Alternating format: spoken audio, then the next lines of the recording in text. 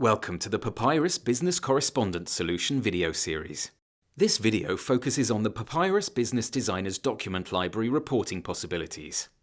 Managers can choose from freely configurable dashboards to perform different online analysis. They can get detailed views on different aspects of library contents, and for instance find out which administrators have created which documents.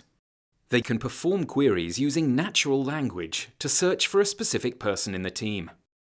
The documents and building blocks of that person are displayed with information about translated languages as well as the release stage they are currently in.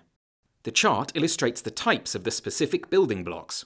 The next dashboard we are looking at shows all documents and building blocks of the library which are in production. Utilizing a natural language query, he filters for building blocks which haven't been translated into German to request translations for the next release. The pie chart gives an overview of the available building block types. For example, the number of images, text variants, and documents in production.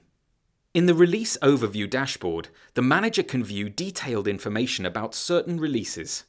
Content of the release from previous videos can be found here. The data from each dashboard can also be exported into PDF reports. Their format and layout can be freely defined to match specific CI requirements.